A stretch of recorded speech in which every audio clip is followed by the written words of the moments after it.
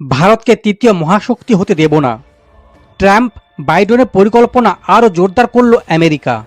ভারত ও আমেরিকার সম্পর্কের ক্রমবর্ধমান উত্তেজনার মধ্যে মার্কিন পররাষ্ট্রনীতি বিশেষজ্ঞ রাশ কোহলে একটি বড় বিবৃতি দিয়েছেন। তিনি বলেছেন, আমেরিকার ভারত বিরোধী নীতিগুলির আসলে জো বাইডেনের কার্যকালে শুরু হয়েছিল এবং ট্রাম্প এখন সেগুলি আরও আক্রমণাত্মকভাবে এগিয়ে নিয়ে চলছে।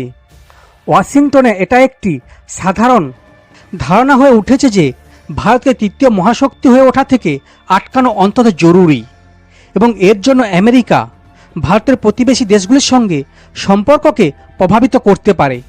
রাশ কোহলের মতে 2024 সাল থেকেই ভারত আমেরিকা সম্পর্কে ফাটল গভীর হতে শুরু করে।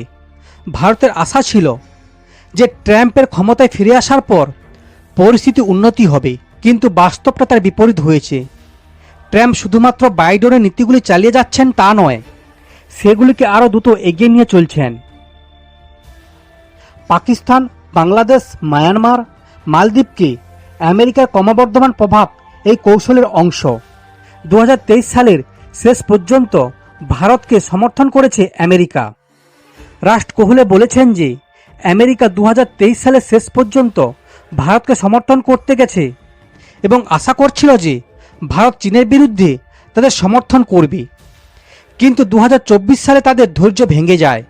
বাংলাদেশ, খালিস্তানি সন্ত্রাসী পান্নু, আদানির সঙ্গে সম্পর্কিত বিতর্কের মধ্যে বিষয়গুলিকে বাইডেনের প্রশাসন ভারতের সমর্থনের বিরুদ্ধে কাজ করেছে, কিন্তু ট্রাম্প এই নীতিকে দ্বিগুণ গতিতে এগিয়ে নিয়ে চলেছে।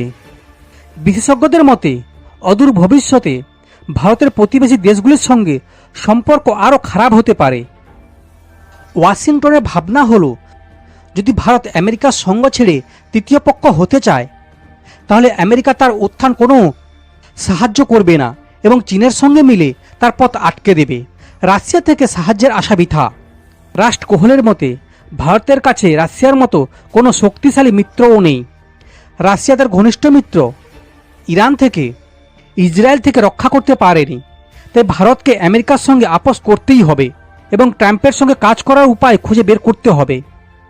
ভারতকে পরামর্শ, কোহলে বিশ্বাস করেন যে ভারতকে আগামী 10 বছর ধরে তার উচ্চাকাঙ্ক্ষা দমন করে রাখা উচিত, যেমনটা চীন করেছিল।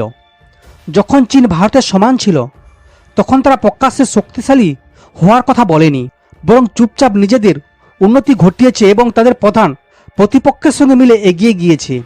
ভারতেরও একই কৌশল অবলম্বন করা উচিত।